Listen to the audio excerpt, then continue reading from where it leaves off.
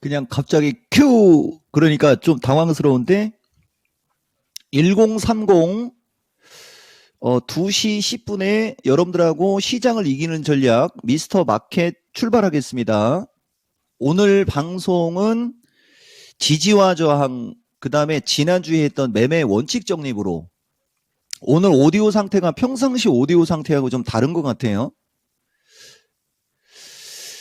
예, 똑같답니다. 가겠습니다. 자, 지금부터 오늘 방송하고 내일 방송은 의도 자체가 긍정의 의도를 갖고 방송을 한다라는 말을 먼저 얘기를 하고 방송할 거예요, 여러분.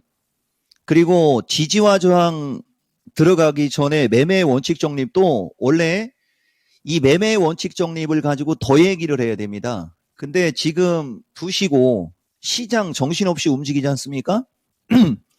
그러니까 저런 게 있다 하고 핵심만 얘기하고 가는 거예요. 이게 이제 지지와 저항의 정립인데 지금도 지수가 실금실금 흘러내리지 않습니까? 이거 내가 맨날 하는 얘기. 지금 보면 항생하고 중국 시장이 2시를 기점으로 음봉이 나오면서 흘러내리죠, 여러분. 우리나라의 특징.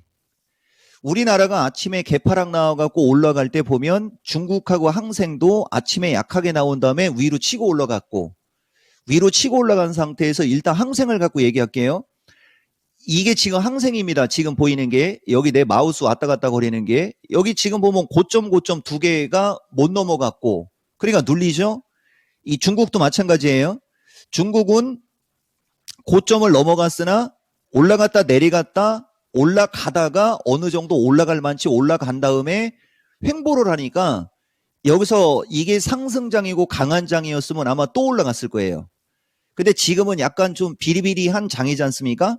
그러니까 이렇게 고점을 주고 다시 주가가 밀리는 거고 그 다음에 이렇게 주가가 다시 밀렸을 때 또 얘가 지지해야 될 자리가 지지를 하면서 움직일 때는 또 주가가 올라갈라나 보구나 이렇게 생각하고 시장 대응을 하는 거거든요. 이게 지지와 저항이라고 하는 겁니다. 그러면 지금도 보면 우선 요거만 먼저 얘기하고 갈게요. 매수를 할 때는 어떻게 하고 매도를 할 때는 어떻게 하고 어떨 때는 홀딩을 하고 어떨 때는 손절을 하겠다라고 정해놓고 그 다음에 매수를 하는 게 지지에서 매수하고 매도를 하는 게 저항에서 매도를 한다라고 얘기하지 않습니까?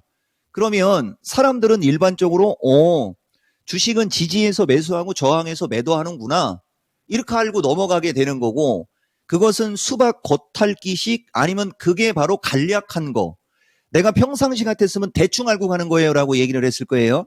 근데 그것을 말하는 사람의 의도로 얘기를 하면 너무 간단하게 간략하게 너무 알고 간다. 그거에 대한 약간의 심화 그거에 대해서 약간의 더 본인만의 원칙으로 만들어야 된다. 그게 말하고자 하는 사람의 의도. 자, 그러면 매수는 지지에서 하고 저항에서 한다고 했는데 그러면은 지지가 뭔지 저항이 뭔지를 알아야 될 거 아니에요. 그게 이거라는 거죠. 이론 공부는 여기서는 안 할게요. 왜냐면은 여기서 이론 공부까지 할 만큼 시간이 넉넉하지 않습니다. 지지가 이거고 저항이 이건데 핵심 지지의 역할을 하거나 저항의 역할을 하는 것들이 추세, 목표치, 파동, 비율, 마디 분석, 이평선 등이 그 주가의 지지와 저항의 기준을 제시한다는 거죠. 그리고 우리가 실전에 사용하는 실전 매매로 할 때 반드시 필요한 4가지가 있는데 이게 지지와 저항의 4가지 원칙. 나는 이렇게 얘기를 하거든요. 그게 이탈 전 직전 저점, 돌파 전 직전 고점, 돌파된 직전 고점, 이탈된 직전 저점. 이거 말 빨리 하면은 경찰청 창살 쌍찰살 되는 거예요. 그래서 이거를 알기 쉽게 하려고 전저점, 전고점, 된 저점, 된 고점 이렇게 표현합니다. 그 다음에 밑에 이제 매매 키포인트라고 있어요. 직전 고점을 돌파하려면 강력한 매수세가 들어와야 된다 하고 우리가 정하는 겁니다. 강력한 매수세는 거래량 증가의 양봉이 되겠죠. 그 다음에 거래 없는 고점 돌파 시도는 매도의 흡수라고 합니다. 고점을 돌파하는데 매수세가 세게 안 들어오니까 아까 중국 시장 FTSE 차이나 A50 얘기한 것처럼 밀릴 확률이 높기 때문에 매도를 하는 거예요. 그다음 하락 N자 마디 급소, 하락 N자 매수 급소, 상승 N자 매도 급소. 정수는 상승 N자 지속 보유가 되는 거예요, 여러분.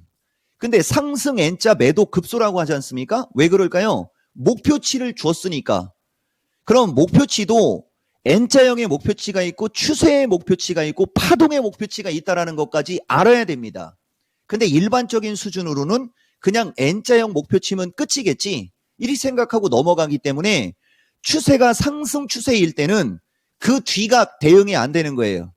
반대로 하락도 마찬가지입니다. 하락 N자 매수 급소라는 얘기는 그 자체가 추세가 하락 전환이 됐을 확률이 높을 때 하락 N자 매수 급소가 되는 거예요. 오버슈팅은 단기 매도의 급소라고 했지만 중기 장기는 내려오면 다시 저점 매수를 해서 바이앤홀딩을 할 수 있는 것이고 말이 완전히 다르죠. 여기 이토마토 PD. 이게 주식입니다. 그래서 단기, 중기, 장기를 구분하라 그렇게 하는 거고 여기서 조금만 더 내려갈게요. 여기서 조금만 더 내려가면 지지와 저항이 끝나면 매매의 원칙 정립, 지지와 저항이 끝나면 베팅의 원칙 정립이라는 게 있지 않습니까? 이 베팅도 그만큼 중요하다는 거예요. 이 베팅이라는 것은 비중이라고 보시면 돼요. 비중 조절. 내가 어떻게 비중을 조절해서 베팅을 할 거냐?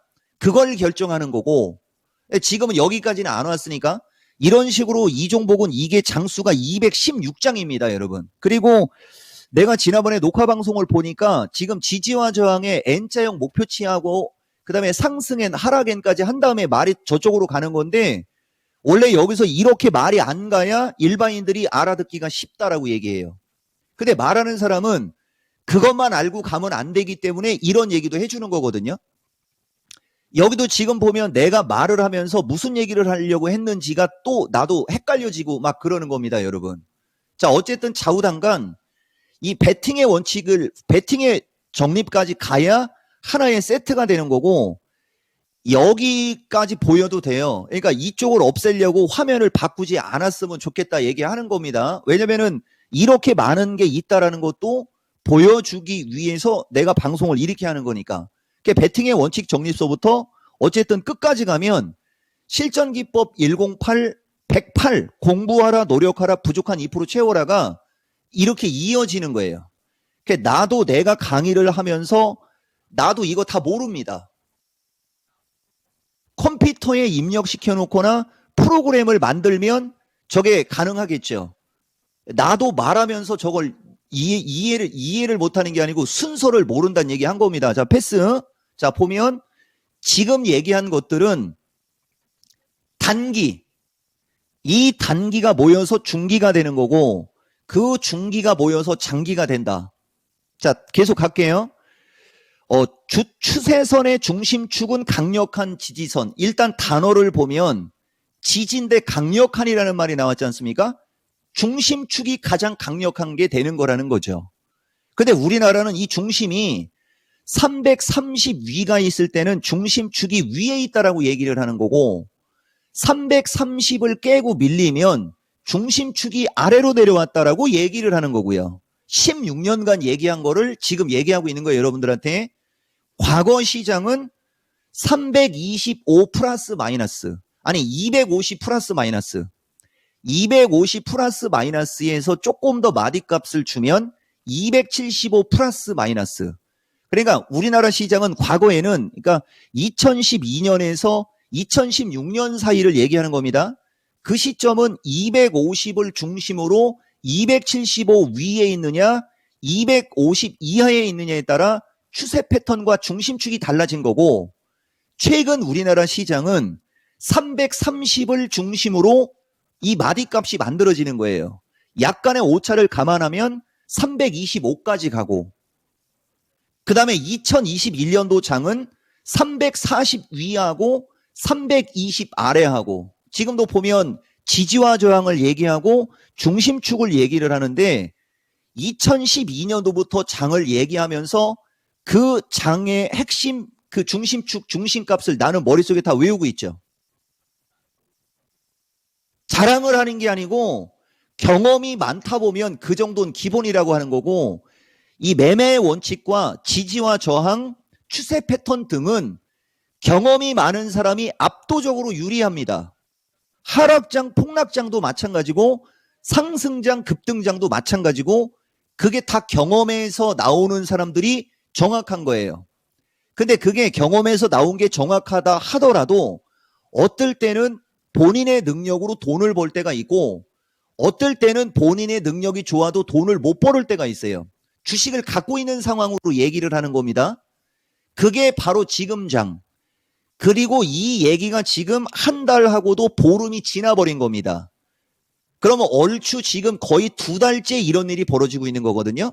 그러면 이제 여기서는 이제 지금까지는 결과론이고 지금 얘기의 요점을 얘기할게요. 이제부터는 보통 투자자들이라든가 시장에 참여하는 사람들은 그걸 못 느끼겠지만 왜? 손실을 보고 있으니까. 이제는 긍정의 얘기로 바뀌고 있다라는 얘기도 내가 먼저 얘기해 줬습니다. 그럼 왜 긍정의 얘기와 부정의 얘기를 자꾸 반복적으로 왔다 갔다 하느냐?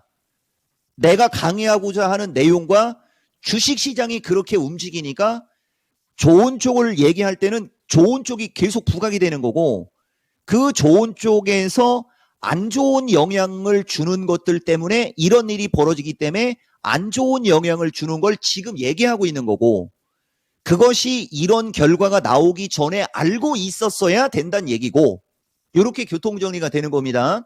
지지와 저항에 관한 기본적인 코멘트 몇 가지를 얘기했어요.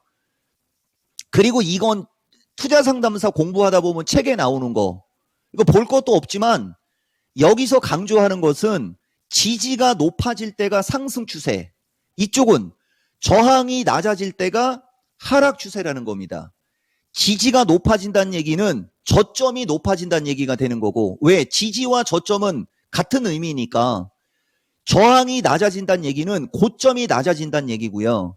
지지와 저항이 일정하다는 얘기는 이게 박스권이라고 하는 거고 이 시장의 추세에 따라 대응을 달리하는 게 실전 매매 최고수의 길 그게 실전이라는 얘기고 그 다음에 이제 이것은 마디 비율 분석 이게 내 특허인데 이건 내가 빼고 넘어갈게요.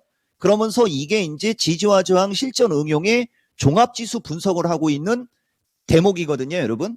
여기까지 이제 얘기하고 갈게요, 여러분. 자, 오늘 장 우선 내가 여러분들한테 지금 해외 시장의 흔들림 자 보세요, 여러분. 지금도 이제 중국이라는 이게 FTSE 차이나 A50입니다. 얘는 올라갈 때 어쨌든 좌우단간 이 고점을 넘었고 여기서부터 여기까지 이건 지금 장중에 아침 6시 타이밍부터 지금까지의 추세만 갖고 얘기한 거예요. 5분 차트. 자, 올라간 폭이 컸고 요까지 밀렸어. 이거 뚫고 갔어. 그러면 이 정도까지 올라갈 수 있는 게 N자형의 목표치. 근데 주가가 고점을 못 넘어가고 밀렸습니다. 근데 이쪽으로 다시 올라갈 때 된고, 이평선, 기준양봉 등이 지지의 역할을 한다고 그랬죠. 이 주식은 이평선도 60일선도 지지의 역할이요. 기준양봉도 지지의 역할이요. 여기가 우리가 된고라고 하는 거거든요. 된고도 지지의 역할이요. 지지의 역할로 작용하는 곳이 많으니까 이 차트가 먼저 양봉이 나오면서 올라가고 있는 걸 여러분들이 볼 줄 알아야 된다는 얘기고 상대적으로 이쪽은 항생입니다. 항생이라는 시장은 올라갈 때 올라갈 수 있는 목표치는 이마만큼 있었으나 이 주식은 고점 돌파를 못했고 여기가 이탈된 직전 저점이지 않습니까? 여기를 돌파를 했으면 여기가 된고가 되는 거예요. 여기도 고점, 여기도 이 저점을 이 가장 강력한 이게 횡선이 가장 강력합니다. 여길 못 넘어가고 밀리다 보니까 보세요, 여러분. 차이나는 양봉이 나오면서 올라가려고 하고 있는데 이쪽은 반응이 없지 않습니까? 얘네들도 마찬가지고요. 그 다음에 하나만 더 여러분들이 보면 좋은데 여기서 이게 바로 나왔으면 좋겠는데 보면 특이하게 실이 이거를 뭐 1분 차트로 보거나 3분 차트로 보면 조금 더 빠를 수가 있습니다. 이런 얘기를 방송에서 실시간으로 하는 자체가 내가 맨날 하는 얘기 무모한 얘기라고 하지 않습니까? 근데 방송에서 실시간으로 얘기를 하잖아요. 자, 무슨 얘기냐면은 기본적으로 올라갈 때 보면 기조가 유사하게 올라가고 밀릴 때도 보면 기조가 유사하게 밀립니다. 인공지능이 돌아가고 있다는 얘기예요. 지금 미국 시장, 미국 사람들은 워싱턴 시간 기준으로 새벽 12시 25분이에요. 우리나라는 지금이 가장 활발하게 장이 열리는, 아시아 시장은 지금이 가장 활발하게 열리는, 거래량이 가장 활발할 때고, 근데 기조를 보면 기조가 같이 움직인다는 거죠. 이게 내가 누차 얘기하는 이 주식시장은 세계 증시라고 해야 되겠죠. 이 세계 증시는 거대한 어떤 짜여진 프로그램, 아니면 거대한 어떤 그 자금을 갖고 있는 자들이 짜놓은 프로그램대로 움직이면서 누가 더 프로그램을 잘 짜고 누가 더 프로그램을 못 짜냐에 따라 못 짜냐에 따른 어떤 결과치가 나오는 곳이지 기업의 가치를 두고 움직이지 않습니다. 다만 그 어떤 짜여진 각본과 짜여진 프로그램들이 기업의 가치를 따라가려고 하거나 변동성이 생길 때는 그 변동성 요인의 포커스가 맞아서 각본이 짜여진다는 얘기죠. 이거 진짜 엄청나게 중요한 얘기하는 거예요, 여러분. 그러니까 장은 밀리고 있는데 이 주식은 저평가주의야라고 우겨봤자 밀린다고 그랬죠. 장이 올라가고 있는데 이 주식은 고평가주의야라고 아무리 우겨봤자 그 주식이 올라간다고요. 그게 우리가 얘기하는 시장 파악입니다. 보세요, 이제 중국이 먼저 다시 고점으로 오니까 가장 빠르게 반응을 하는 것들이 뭐예요? 항생, 나스닥, 우리나라가 양봉으로 반응이 나오고 있지 않습니까? 이게 지지와 저항이에요, 여러분. 자, 패스할게요, 여러분. 자, 그래서 어쨌든 그렇고요. 이게 이제 전체적인 기세, 전체적인 일봉입니다. 보다 보면 나도 여기가 어디고 어딘지는 모르지만, 정확하게는 모르지만 나는 딱 보면 알거든요. 이게 나스닥이고 이게 우리나라고, 이 17,000대 있으면 이게 아마 항생일 확률이 높아요. 그 다음에 1,300대 있으면 이건 내가 봤을 때는 FTSE 차이나, 아니, 이건 타이완, 이거 3만이면 이거 다우일 확률이 높고요. 이거는 독일일 확률이 높아요. 이거는 당연히 유가겠죠. 그 다음에 이게 니케이고 이게 중국입니다. 전체적인 기세, 전체적인 기조를 보시고 그 다음에 고점과 고점을 높였는지 저점과 저점이 깨졌는지를 보면 한눈에 보이죠.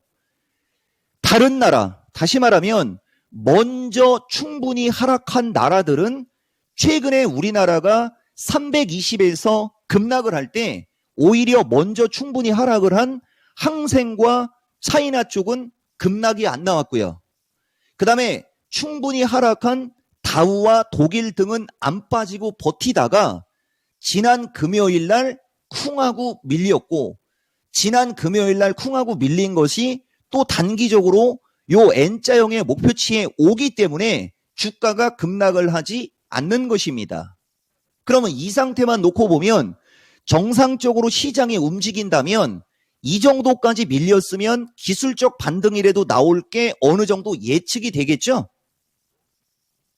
그러니까 지금부터 11월 FOMC 때까지는 긍정의 어떤 마음으로 이야기하고 있다, 이렇게 얘기가 들어간 겁니다. 자, 패스 시킬게요, 여러분. 기조가 결과론적으로 얘기하면 지금까지의 기조가 우하향인 게 눈에 보일 거라는 거죠. 그리고 여러분들이 갖고 있는 주식만 보겠지만 우리는 이런 것을 매일같이 평생 본다는 얘기예요. 매일같이 평생. 그래서 주식을 잘하려면 내가 갖고 있는 것만 보지 말고 전체적인 걸 봐라라는 이야기를 하는 겁니다. 자, 패스. 자, 그 다음에 이제 우리나라 시장으로 올게요. 이게 우리나라 시장 오늘 아침에 장 시작하자마자입니다.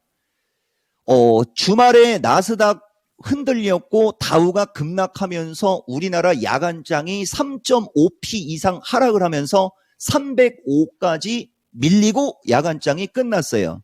근데 우리나라는 아침에 시초가 개파락을 한 상태에서 낙폭을 빠르게 축소했고 전체적인 시세의 중심이 이런 흐름을 주고 있었습니다. 여기에서 뭘 봐야 되냐면 인공지능, 로봇, 2차 전지 쪽보다는 지금 이 상태만 놓고 보면 아침에는 반도체의 흐름이 다른 섹터에 비해서는 움직임이 분명히 좋았습니다. 맞죠? 왜? 반도체가 지금까지 우리나라 시장에서 가장 강하게 버텼던 섹터이기 때문에 지수의 어떤 흐름이 조금이라도 양호하게 움직여야지 되는 위치에 와 있을 때는 반도체가 움직임이 좋은데, 그 뒤에 볼게요. 그 뒤에 이게 50분이 지난 시점입니다. 50분이 지난 시점에서 보니까 아침에 움직임이 좋았던 반도체과는 특별히 더 세게 움직임이 좋게 나오지 않는데, 인공지능, 로봇, 2차 전지들이 뻘겋게 물들기 시작을 하고, 그 중심에는 로봇에는 두산 로보틱스라는 주식이 제일 세게 올랐고요. 이쪽은 잡주니까 뺄게요, 여러분. 그럼 두산 로보틱스 이따 차트를 봐야 돼요. 이게 9시 51분의 시세고요. 그 다음에 이게 이제 방송하기 직전에 시세입니다. 여기 반도체 쪽을 이쪽으로 좀 내가 옮겼습니다. 여전히 반도체 쪽은 그렇게 힘이 세지가 않고, 지금까지 가장 잘 버텼던 자동차 쪽이 약세로 약간씩 돌고 있죠. 보이죠? 근데 지금 어떤 일이 벌어지고 있습니까? 그 뒤에 오히려 화학 섹터나 2차 전지 섹터나 로봇 섹터나 인공지능 섹터나 이쪽 석유 쪽 섹터입니다. 이건 내가 추천한 적도 없고 추천 의도 없어요. 움직이는 섹터와 종목을 보라는 거예요. 점점 이 어떤 올라가는 폭과 이게 강하죠. 이게 아까 내가 여러분들한테 얘기했던 지지와 저항, 매매의 원칙 정립과 부합되는 겁니다. 지금 움직임이 좋은 쪽은 낙폭과대도 있고, 충분히 하락한 상태에서 이전 저점을 안 깨고 있는 쪽이 있고, 그 다음에 지금 잡주, 석유주나 이런 쪽을 우리는 개별주 잡주라고 하거든요. 저쪽은 추세 패턴이 매수세가 몰려서 저쪽은 추세 패턴이 움직임이 양호합니다. 그리고 여기 칩 관련주의 칩스앤 미디어도 마찬가지예요. 지금 움직임이 좋은 주식의 공통점은 대부분이 지지권 언저리에 밀린 낙폭과대가 특징이라는 거예요. 여러분 지금 화면 보셨죠? 그럼 제가 이쪽으로 가겠습니다. 두산 로보틱스가 지금 이거거든요. 이걸 갖고 내가 뭘 얘기하려고 하는 거냐면, 이거 지금 사라는 의도 아니에요. 자, 두산 로보틱스가 주가가 상장 등록된 이래로 하루 이틀 눌리고 얼추 밀린 요 정도 주가가 충분히 고점에서 밀려있는 요 정도가, 여기가 전저점이니까 전저점 언저리에서 매수세가 유입되려고 하고 있는 이 지점, 이 지점을 옆으로 긋게요. 47,500원 플러스 마이너스입니다. 근데 그 뒤에 매도세가 강해서 여기까지 밀렸어요. 이게 내가 아까 얘기한 하락 N자형 어느 정도 목표치, 하락 N자형 어느 정도 목표치에서 양봉이 나오고 있죠.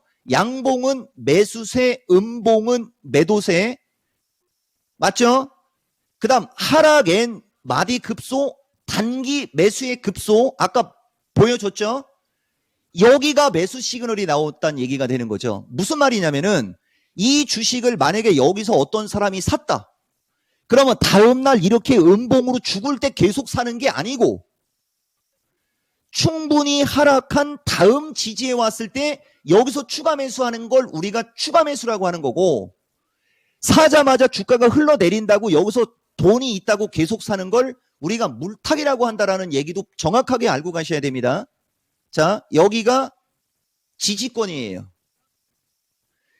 지지에서 매수하니까 주가가 그 뒤에 또 흘러내렸습니다. 어느 날 갑자기 올라가는 폭이 되게 크죠.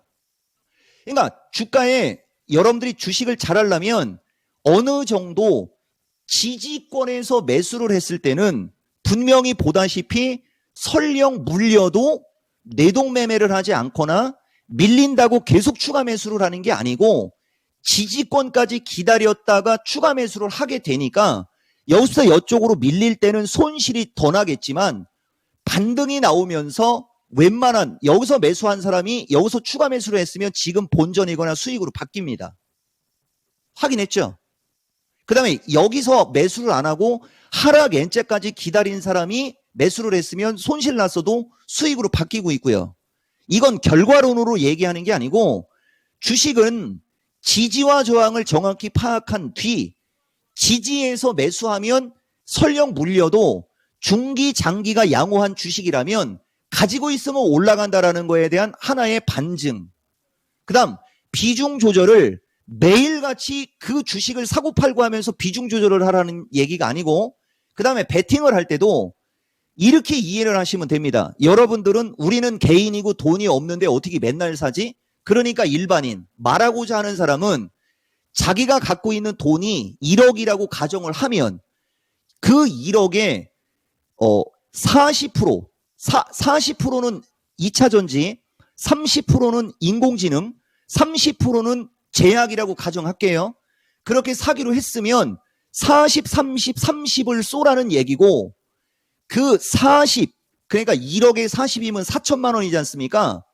그 4천만 원을 지금 지지라고 생각할 때, 매수를 할 때 한 번에 다 사지 말란 얘기고, 그 4천만 원을 나눠서 4천만 원을 다 사면 된다는 얘기인데, 장이 약하거나 하락의 목표치가 클 때는 그 4천만 원 내에서 계속 조금씩 나눠서 사갖고 2차 전지의 비중은 1억에서 40%를 넘기지 말라는 뜻으로 얘기하는 거예요. 개인이 돈이 없는데 개인들은 그렇게 하는 거예요. 1억을 가지고 1억을 3천만 원, 3천만 원, 3천만 원 해갖고 나눠서 산 거죠. 그게 틀린 게 아니라는 거죠. 그게 맞아요. 그러면 그렇게 샀으면 추가적으로 하락한다고 거기다가 신용으로 더 사거나, 그걸 담보로 다시 그걸 더 사거나, 아니면 어디 가서 돈을 빌려서 그걸 계속 더 사거나, 그래 버리면 여러분들은 1억이 원금이었는데 신용을 썼던, 다른 데서 빌려서 더 샀던 하면 뭐가 커집니까? 더 사버리면 뭐가 커져요? 원금이 커지지 않습니까? 그러면 1억 갖고 30% 손실이면 3천만 원만 손실 보면 되는 걸, 신용을 쓰거나 담보대출까지 써가지고서 3억을 샀다 칩시다. 거기에 30%가 깨지면 9천만 원이 날아가죠. 그럼 여러분들은 1,000만 원밖에 안 남아있는 거예요? 그러면 그런 상황이 발생되면 증권사가 어떻게 한다고요? 그냥 팔아버린다고요. 여러분들 개털되는 겁니다. 이해가 되십니까? 그게 베팅의 원칙이에요. 베팅의 원칙이라는 게 그런 거라는 거죠. 근데 아마 지금도 베팅의 원칙을 정확히 이해한 사람, 아마 지금 듣고 그게 베팅이었어? 이러는 사람이 여기 참여자 중에 최소 300에서 600명은 아마 있을 거예요.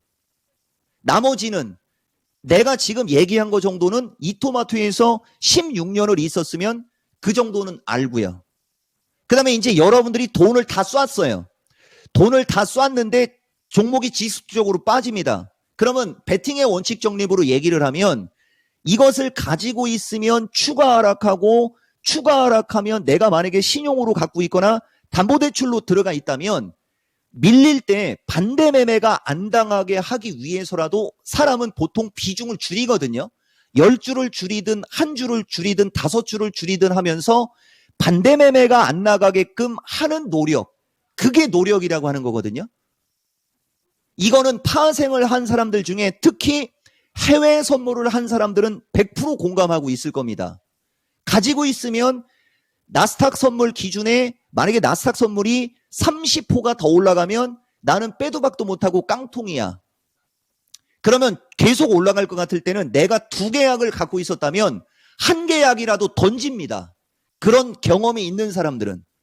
근데 그런 경험이 없는 사람들은 가만히 있다가 반대 매매에 당한다는 얘기죠. 정확하게 베팅의 원칙 정립 이해가 되셨죠? 자, 패스. 지금까지 얘기해봤자 다 의미 없는 얘기고요. 요거 갖고 얘기할게요, 여러분. 이게 지난번에 매매의 원칙 정립에서 내가 했던 방송입니다. 10월 25일 방송이에요. 여기도 보면 내가 칩 관련주나 자율주행 관련주 이런 걸 얘기를 해야 더 신빙성이 높은데, 신빙성이 높은 쪽은 자율주행이나 칩 관련주죠. 자, 롯데케미칼이나 이런 것도 의미가 있어요. 여러분 지금 대한유화와 롯데케미칼하고 LG화학하고 SK이노베이션하고 비교를 한번 해보라고 하고 있지 않습니까? 그러면 저 시점에 추세 패턴이 양호했던 건 LG화학과 이노베이션이겠습니까? 롯데케미칼과 대한유화겠습니까? 이거 이토마토 PD한테 물어보면서 다른 분들도 생각하라고 얘기하는 겁니다. 저 시점에서 추세 패턴이 좋았던 게 대한유화와 롯데케미칼이에요? LG화학과 이노베이션이에요? 물어보는 거예요.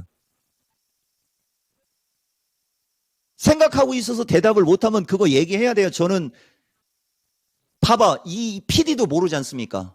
이렇게 단어로 알려줘도 당연히 대한유화와 롯데케미칼이죠.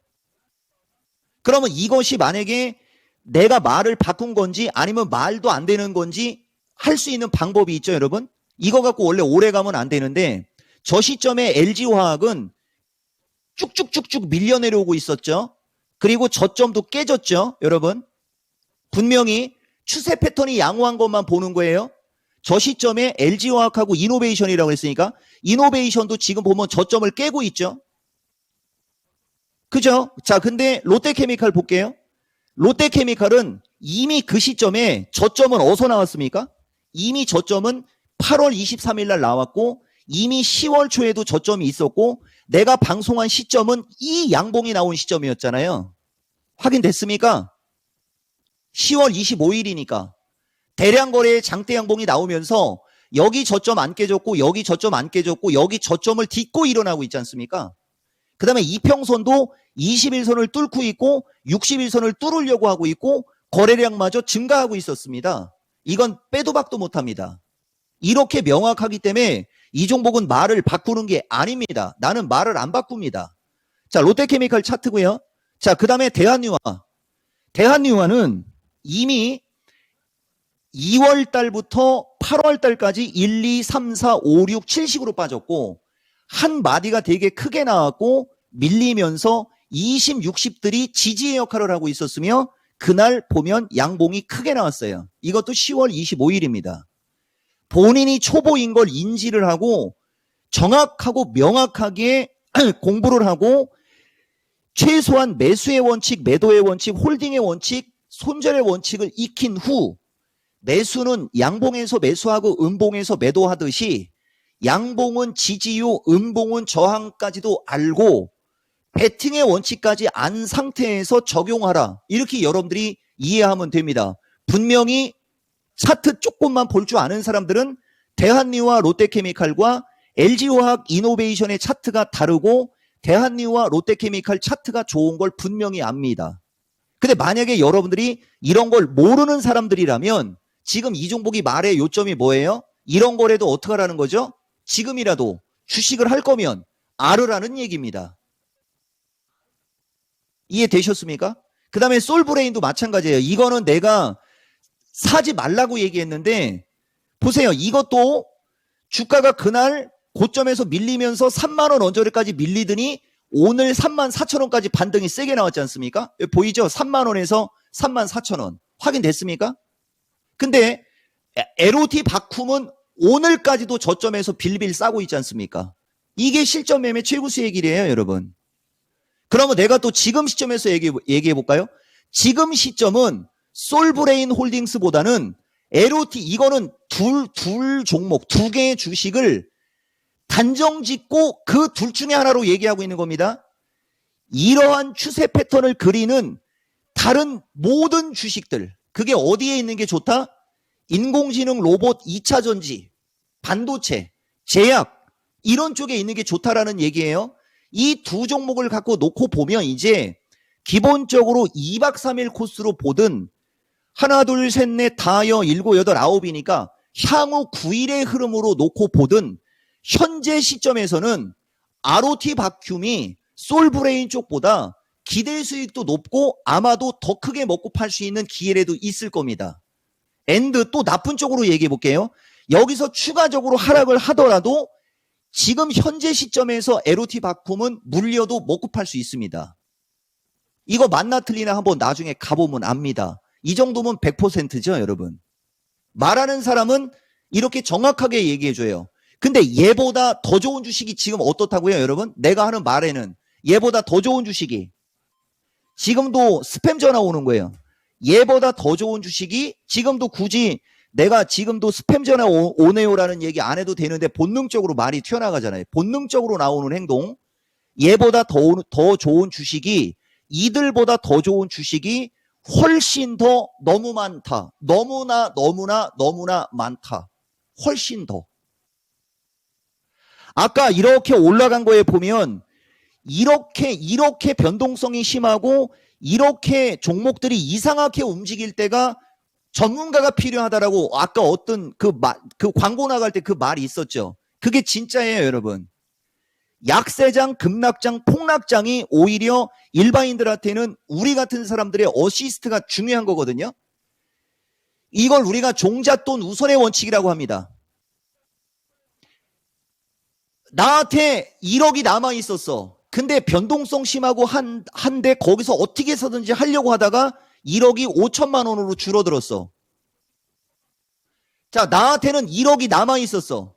변동성이 크고 막 그럴 때 어떻게 해서든지 실력자 말을 들으면서 다른 사람은 1억이 5천만 원까지 작살났는데 나는 그 1억이 8천만 원에서 멈췄어. 추가적인 하락을 안 했어.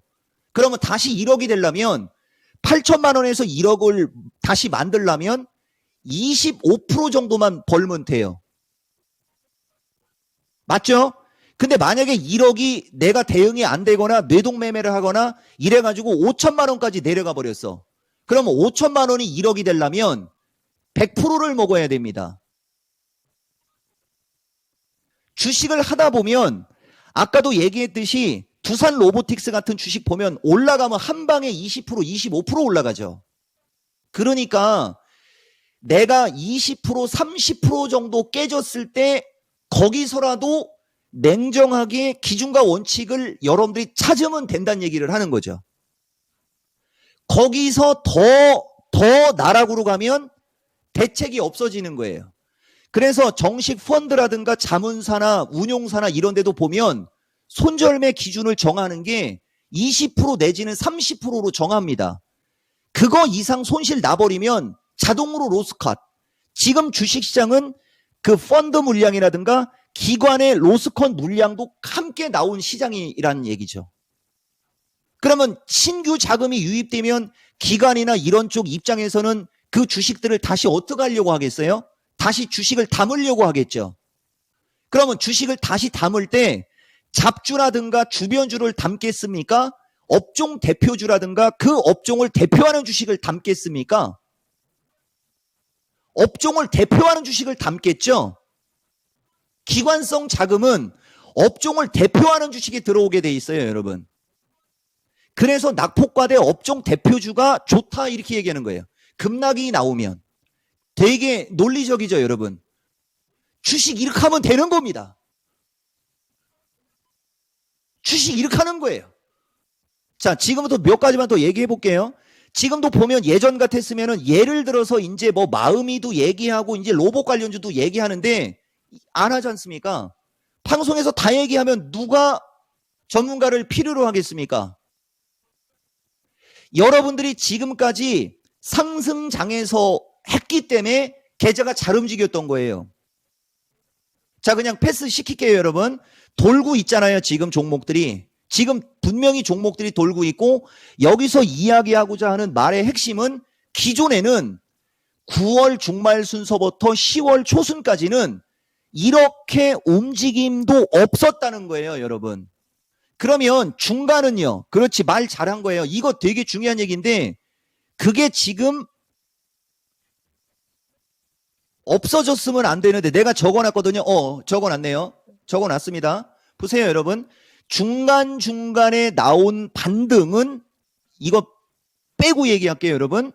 분명히 중간중간에 나온 반등이 여기가 중간에 반등이 세게 나왔고 여기가 중간에 반등이 세게 나왔거든요. 근데 이쪽에서 세게 나오는 반등에서는 인공지능 로봇 2차전지 쪽이 반등이 세게 나오지 않고 소외주, 삼성전자, 하이닉스 등 반도체 관련주 걔네들 위주로 반등이 나왔기 때문에 일반적인 투자자들의 체감이 안 좋았거나 나빴던 거예요. 이것도 다 짚어줬었습니다. 근데 지금은 개파락의 양봉 정도만 나오고 있죠, 여러분. 개파락의 양봉 정도만 나오는데도 인공지능 로봇이나 2차 전지도 단기 낙폭과대가 잘 움직이는 거예요. 저들의 주식의 흐름은 움직임이 되게 세게 나온다라는 그 점. 바로 그 단기적으로 반등이 나와도 저렇게 세게 올라간다라고 하는 기회를 잡으라고 하는 게 지금 말하는 사람의 핵심 요점. 저런 거를 일단 먹어줘야 자신감이 생기는 거예요. 아까도 얘기했듯이 이미 30%, 40%, 50% 빠진 거가 올라가기를 바라니까 그쪽에 목이 매여 있다 보니까 반등이 나오는 게 눈에 안 보이는 거고, 이쪽 사람은 그쪽이 반등이 세게 나오는 걸 얘기해주고 있는 거고요. 이제 맹목적으로 하거나 하락할 때 비중을 확 실으는 게 얼마나 그건지 좀 느낌 상황 이해되십니까? 그리고 여기서도 모든 걸 다 얘기할 수 있어요, 여러분. 그러면 이게 지나간 게 되는 것처럼 보여서 더 이상 이 얘기는 하지 않겠지만, 지지와 저항을 얘기하니까 우선 이거부터 얘기하고 가겠습니다, 여러분. 다른 거 다 빼버리고 얘기할게요. 내가 이 말을 되게 자주 얘기하는데 보세요. 이거 간단합니다. 이거 해결책 간단해요. 쉽다라는 말이 아닙니다. 말 그대로 간단하다. 간단한 게 결코 쉽다가 아니라는 거 꼭 알고 가야 되고, 이거 너무 복잡해요. 이거 진짜 돌아버리게 복잡합니다. 그 복잡하다라고 해서 그게 어렵다도 아니에요, 여러분. 그러면 말을 할 때 왜 간단하다라는 말을 할 때가 있고, 쉽다라는 얘기를 할 때가 있고, 복잡하다라는 얘기를 할 때가 있고, 어렵다는 얘기를 할 때가 있느냐? 말 그대로 상황이 그러니까 그 상황이 그러니까 그런 단어가 들어간다라는 거. 나는 이게 분명하고 명확한 사람, 근데 다른 이들은 나처럼 이렇게 말을 중시 여기지 않는 사람이 거의 대다수일 겁니다. 근데 나는 이렇게 말을 중시 여기는 사람이고, 보세요. 중심이론 6대 필살기 여러분들한테 상반기 마무리 때쯤에 아마 얘기했었을 거예요. 3분기로 들어갈 때 연도별, 반기별, 분기별, 주별, 월별 많이 들어봤죠? 이번 연도는 올라가고 싶어하는 연도. 그러니까 연도 기준에는 상방, 그 다음 반기를 기준으로 하면 상반기가 올라갔기 때문에 상반기가 올라갔으니까 하반기는 밀릴 수 있다라고 생각을 해야 되는 거고, 자, 분기도 마찬가지. 1분기가 상승장이면 2분기는 조정, 3분기가 상승장이면 4분기는 조정. 100% 그렇다가 아니고 그런 가이드라인을 잡고 있어야 된다는 얘기하는 겁니다. 주간도 마찬가지예요.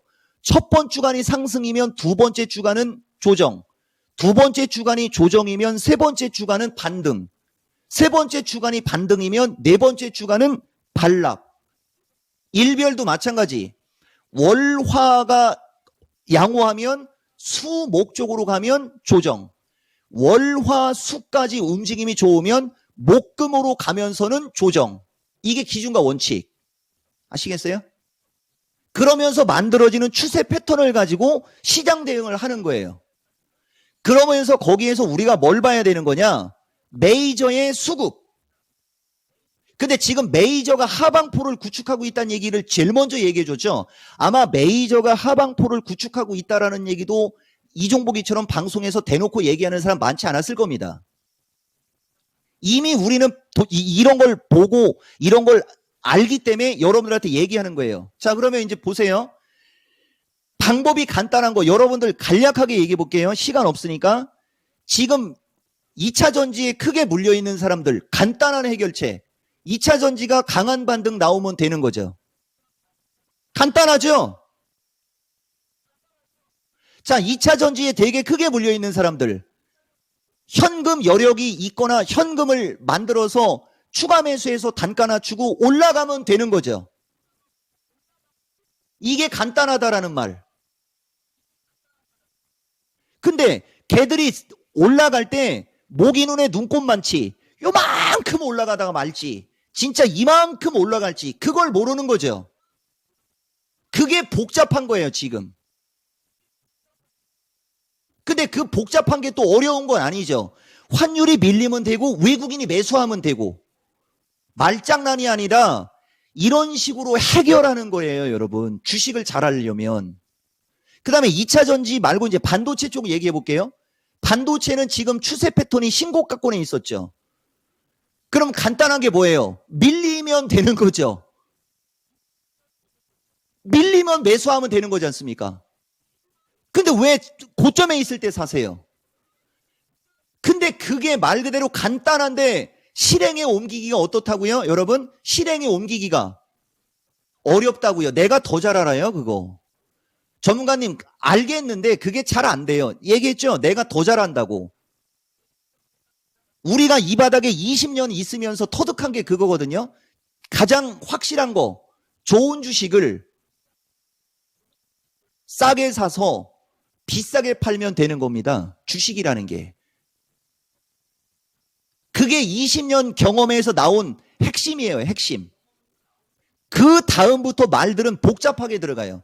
말 그대로 좋은 주식을 싸게 사서 비싸게 팔면 되는데 여기가 싼 가격인지 알고 들어갔더니 지하 63층까지 있더라. 그건 결과론이잖아요. 여기가 싼 가격인지 알고 여기가 싼 가격인지 알고 살려고 하는 그 시점에서 뭐를 봐야 된다? 아까 얘기한 그 여러 가지들. 자, 패스하고 자, 이제 깨진 저점 관련해서 얘기해 볼게요. 보다 보면 지난 8월 달부터는 단 한 번도 저점을 안 깨고 움직인 적이 없지 않습니까? 근데 기존에는 이거 얘기 많이 해줬죠? 저점을 안 깨고 움직였고, 저점을 안 깨고 움직였고, 저점을 안 깨고 움직였고, 저점을 안 깨고 움직였어요. 그러다가 여기서부터 저점을 깨고 움직이기 시작하죠. 그때 찍혔던 고점이 여기란 말이에요. 그러니까 이 장은 여기서 고점이 나왔다라고 하고 1, 2, 3, 4, 50으로 빠졌지 않습니까? 그러면 다시 추가적인 하락이 나오더라도 올라갔다 빠져도 빠지는 거거든요. 이게 우리가 기술적 분석이라고 하는 겁니다. 쉽죠, 여러분? 주식 쉽게 하세요, 여러분. 이게 쉽게 하라는 얘기가 이지하지 않을 거라는 거 알고 내가 말을 하고도 뻥 터지잖아요, 여러분. 말을 하고도. 그래서 결론적으로 얘기해주면 지금 보다 보면 진짜 종목들이 아까 이건 잡주들 한번 볼게요. 한국석유 볼게요. 올라갔다 내려갔다 할 때 이건 매수 추천이 아니고 지지와 저항 때문에 이 얘기 하는 겁니다. 올라갔고 밀렸고 얘는 안 깨지고 올라갔어요. 상승 N자 목표치 단기 매도 급소. 자, 이렇게 좋게 올라간 주식은 밀릴 때 싸게 사면 된다고 그랬죠. 된고 지지 21선 지지가 많았죠. 그러니까 또 올라가는 겁니다. 차트가 다르다는 얘기를 하는 거죠. 지금 양호한 주식들과 지금 비리비리한 주식들은 그 차트가 다른데 그게 추세 패턴의 중요성이라고 하는 거예요. 오늘 썸네일도 충분히 나왔죠. 어차피 요새는 단기간에 지금 낙폭과대 반등 세게 나올 수 있고 막 얘기해도 잘 안 먹힙니다. 투자자들의 심리 상태 때문에. 그렇지만 내가 오늘도 마켓텐에서 그 얘기를 했지만 이 신용 잔고 물량하고 원래 내가 공매도 물량 갖고 얘기를 해주고 싶었거든요, 여러분. 공매도 물량 갖고. 그러면 여기에 포스코 홀딩스가 그래도 지금 현재 시점에서는 업종 대표주나 이쪽에서는 가장 무난하니까 내가 이걸 갖고 한번 얘기해 볼게요, 여러분. 이 포스코 홀딩스의 공매도 가격을 볼게요. 저 밑으로 얘기하겠습니다. 연초에 보세요, 여러분. 올 1월 달에 포스코 홀딩스를 공매도 친 사람들의 공매도 가격은 20만 원대예요. 27만 원대. 이게 76만 원까지 올라갔지 않습니까? 이거는 연초지 않습니까, 여러분? 연초. 그 연초 말고 그 해의 초반 1월 달이에요. 공매도 친 가격을 보세요. 그리고 이게 76만 원까지 갔어요. 여기서 공매도 친 사람들 다 사표 쓰고 이미 게임 끝났고 월급 다 반환했을 거고 얘기 다 했죠. 만약에 이 사람들이 개인이었으면 깡통을 지금 몇 번 찼는지 확인하라는 얘기입니다. 그냥 1년 내내 공매도 치잖아요. 그러니까 공매도 관련한 것은 내가 누차 얘기하지만 뭐가 더 현실적인 거냐면 개인도 기관들과 동등한 공매도 조건을 만들어 달라. 이게 가장 현실적인 거예요. 아니면 기관과 외국인들도 공매도를 쳤을 때 그 로스컷 기준이 있지 않습니까? 우리 개인 기준에 선물을 매수했을 때 유지증거금이라는 개념이 있거든요. 그 유지증거금 이상의 손실이 발생되면 로스컷을 하라. 로스컷을 하라. 아니면 현물로 말 그대로 청산시켜라. 이런 조항이 만약에 공매도에 대한 그것이 일반인들이 그게 만약에 동등해지면 여러분들 분명히 이길 수 있습니다. 근데 그게 지금 동등하지 않은 게 문제가 되는 거지. 누차 얘기하지만 여러분, 공매도를 쳤다고 해서 주가가 빠진다라고 생각하고 그걸 가지고 억울하게 생각하기보다는 그걸 어떻게 이용을 하고 어떻게 활용할지에 대해서 노력을 하고 연구를 하는 게 훨씬 좋아요, 여러분. 왜냐면 어차피 그 상황이 놓여져 있지 않습니까? 주식은 해결을 하기 위해서 노력을 해야지 안 좋은 상황에 대한 생각, 안 좋은 상황에 대한 지나간 거 생각해봤자 여러분들한테 득될 게 없습니다. 결론, 지금 주식시장은 낙폭과대 종목들이 널렸고 이 낙폭과대 종목들이 반등이 나올 때는 무지하게 세게 올라갈 수 있는 위치까지 왔다. 나는 딱 그 얘기만 하겠습니다. 마치겠습니다. 그러면 마치는 겁니다. 1분이 지났는데도 컷을 안 주지 않습니까? 마치겠습니다. 이종복입니다.